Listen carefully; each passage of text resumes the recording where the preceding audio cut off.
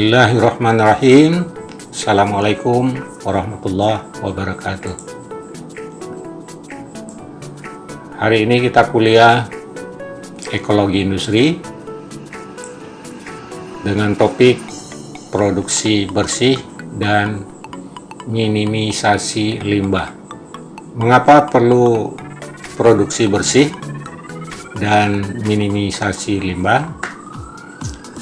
Pertama adalah dalam rangka upaya pengelolaan lingkungan hidup di Indonesia yang awalnya difokuskan pada pengelolaan di ujung akhir pipa atau end point of treatment. Jadi selama ini hanya dipikirkan bagaimana mengelola limbah end pipe. Kemudian yang kedua adalah adanya tuntutan dari masyarakat dan pembeli barang-barang industri mengenai lingkungan hidup dalam proses produksi barang, sehingga membuat konsep pengelolaan lingkungan yang lama harus diganti dengan ide-ide baru agar dapat menangani tingkat pencemaran dan kerusakan lingkungan hidup. Dan selain itu, dengan adanya tekanan dari dunia internasional seperti penerapan ISO 14000, Ecolabel, dan lain sebagainya.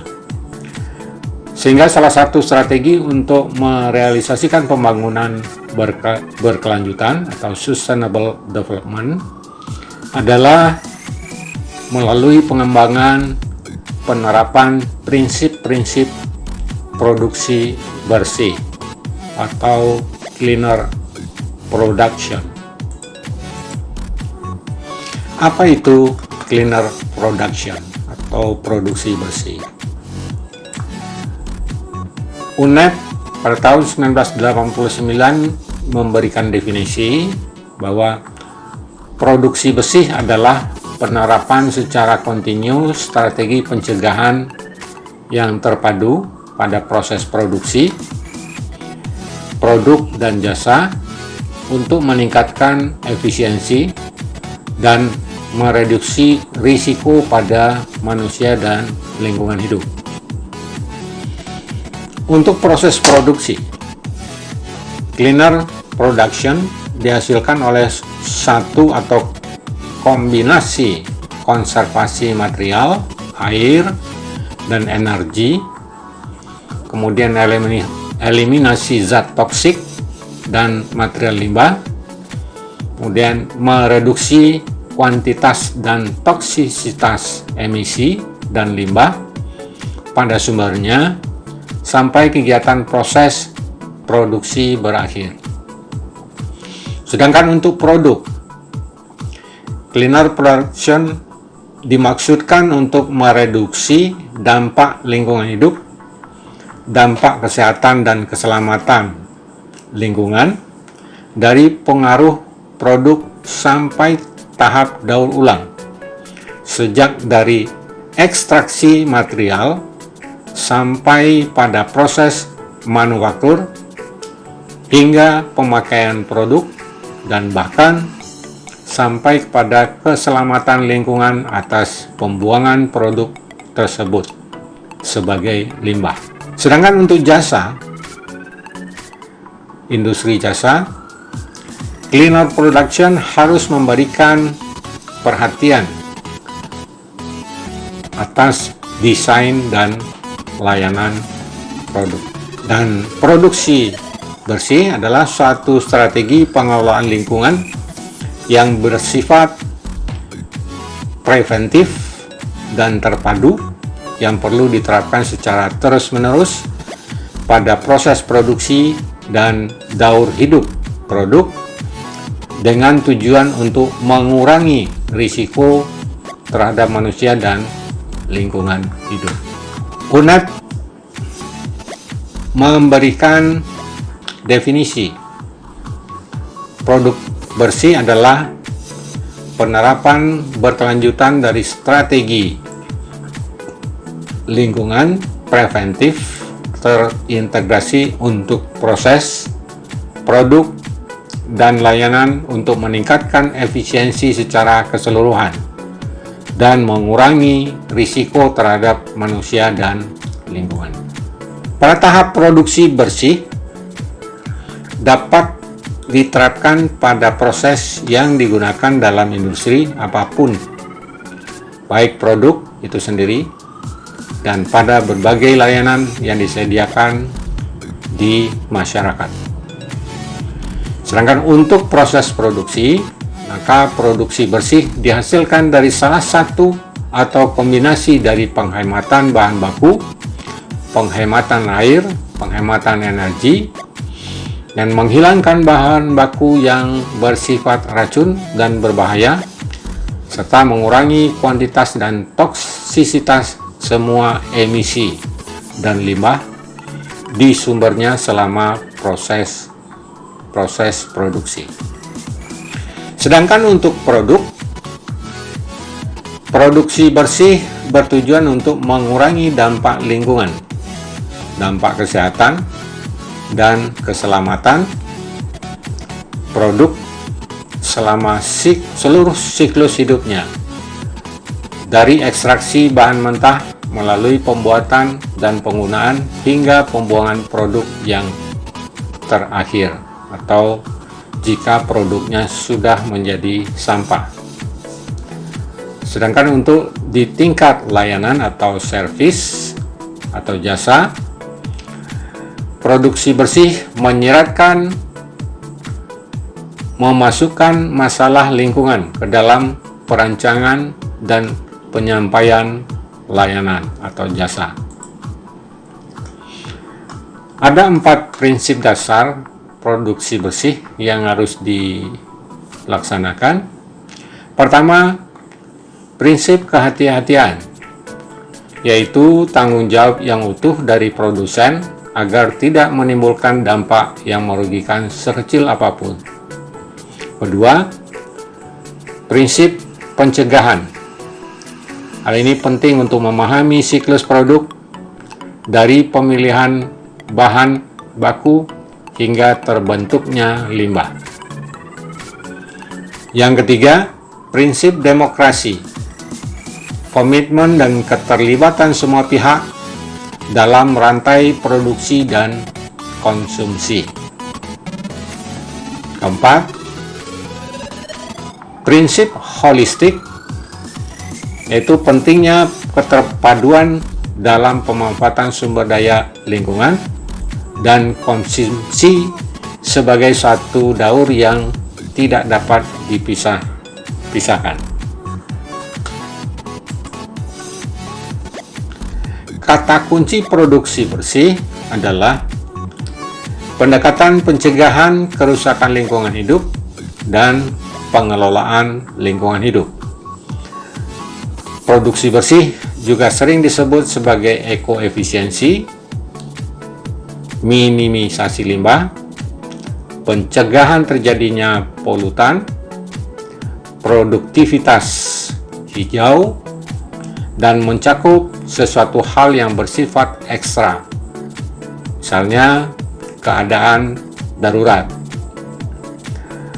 Produksi bersih harus mengacu pada mentalitas bagaimana produk dan jasa diproduksi dengan dampak terhadap lingkungan hidup yang minimum di bawah batasan teknologi dan ekonomi. Selanjutnya, bahwa produksi bersih adalah strategi win-win,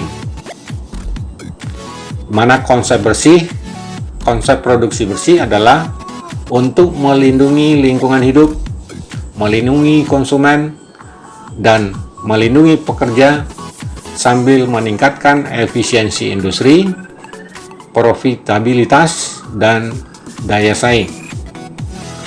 Perbedaan utama antara pengendalian polusi dan produksi bersih adalah pada aspek waktu.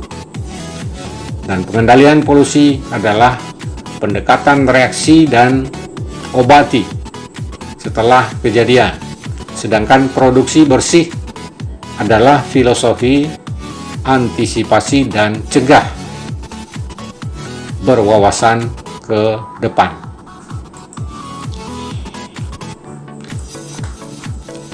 Bahwa produksi besi tidak menyangkal pertumbuhan, ia hanya menegaskan bahwa pertumbuhan berkelanjutan secara ekologis tidak hanya dipandang sebagai strategi lingkungan, karena juga berkaitan dengan pertimbangan ekonomi. Maka dalam konteks ini, sampah dianggap sebagai produk yang memiliki nilai ekonomi negatif. Setiap tindakan untuk mengurangi konsumsi bahan mentah dan energi, serta mencegah atau mengurangi produksi limbah, dapat meningkatkan produktivitas dan membawa manfaat finansial bagi perusahaan. Kemudian, pencegahan pencemaran. Ada 4 kategori.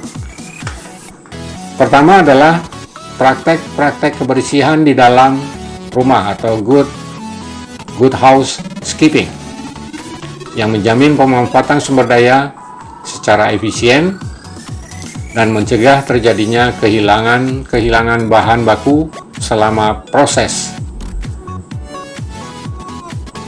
karena penggunaan material yang terlalu berlebihan atau tidak efisien.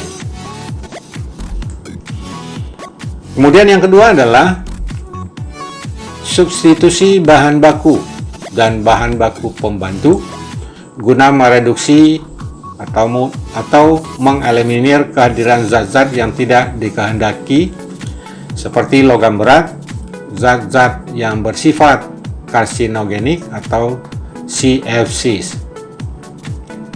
Kemudian yang ketiga adalah perbaikan proses manufaktur. Perbaikan proses manufaktur ke arah penyederhanaan teknologi produksi, melakukan pengurangan penggunaan air, penggunaan energi, atau mengintrodusir sistem daur tertutup. Yang keempat, pemulihan sumber daya dengan cara mengambil material limbah dan memanfaatkannya kembali sebagai bahan masukan atau input pada proses manufaktur lainnya, atau digunakan kembali untuk penggunaan pembuatan produk kualitas kedua. Produk bersih, bila pencegahan pencemaran telah tercapai dengan baik dan dapat mendapat pujian dari para advokasi lingkungan, maka cara ini akan mengarah kepada praktek-praktek pelaksanaan yang melekat, yang mengarah pada perkenalan proses-proses produksi yang bersaing dan lebih memikirkan kembali dasar perancangan teknologinya. Kemudian yang mengarah pada perhatian perbaikan ukuran-ukuran dimensi seperti volume limbah dengan mengadopsi pandangan performa lingkungan yang komprehensif. Keempat, yang mengarah pada cherry pick dengan improvisasi proses untuk peningkatan efisiensi. Yang kelima, yang mengarah pada peningkatan performa dasar kasus per kasus dan yang terintegrasi dengan baik ke dalam strategi bisnis perusahaan. Kemudian, esensi dasar produksi bersih. Pertama, pencegahan dan pengurangan serta penghilangan limbah dari sumbernya. Kedua, perubahan mendasar pada komitmen manajemen. Yang ketiga, pencegahan polusi harus dilaksanakan sedini mungkin pada setiap tahapan kegiatan, yaitu pada pembuatan peraturan, kebijakan, kemudian implementasi proyek, proses produksi, dan desain produk. Yang keempat adalah program harus dilaksanakan secara kontinu selaras dengan perkembangan ilmu pengetahuan dan teknologi. Kelima, penerapan strategi yang komprehensif terpadu agar produk dapat bersaing di pasar lokal dan internasional. Produksi bersih melibatkan pertimbangan daur hidup suatu produk, program multimedia dan multidisiplin diterapkan di seluruh sektor industri, baik industri jasa, industri manufaktur, pertanian, energi, transportasi, dan para konsumen. Ini adalah gambar penerapan konsep produksi bersih pada industri. Kemudian contoh lainnya adalah konsep dematerialisasi dan dekarbonisasi pada industri teknologi informasi. Kenapa ini disebut produksi bersih? Karena produknya tidak banyak menggunakan material dan hasil proses produksi tidak banyak menimbulkan karbon atau polutan. Kegiatan produksi bersih antara lain adalah penggunaan sumber daya alam secara efisien dan melakukan upaya konservasi terhadap sumber daya alam tersebut. Yang kedua, melakukan penggantian terhadap bahan baku dan bahan penolong yang tidak efisien atau bahan baku yang tidak terbarukan. Ketiga, lakukan modifikasi proses untuk mencapai tingkat efisiensi yang tinggi dan produktivitas yang tinggi, termasuk di dalamnya meminimumkan terjadinya kecelakaan kerja. Yang kelima adalah melakukan pemeliharaan dan peningkatan usaha untuk kebersihan. Jadi produksi bersih harus meliputi kegiatan pemeliharaan terhadap seluruh utilitas industri, seluruh utilitas pabrik, dan meningkatkan usaha-usaha kebersihan. Yang keenam, meminimisasi penggunaan material dan energi termasuk air. Jadi industri yang mampu meminimumkan penggunaan bahan baku, menghemat bahan baku, menghemat energi, menghemat air, maka kegiatannya adalah kegiatan produksi bersih atau cleaner production. Ketujuh, penggunaan kembali dan daur ulang di lokasi.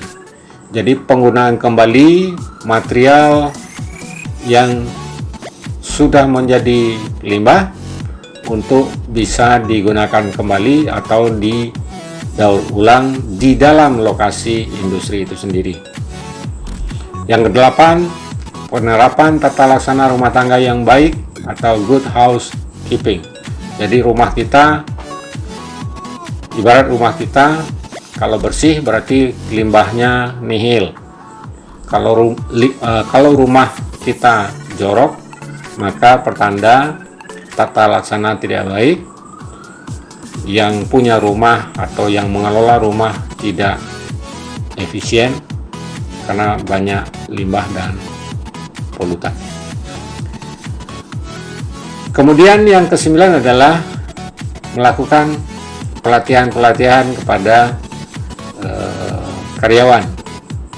Pelatihan untuk meningkatkan kebersihan, meningkatkan efisiensi, meningkatkan produktivitas, meningkatkan kesehatan, meningkatkan perhatian terhadap keselamatan dan kesehatan pekerja di industri.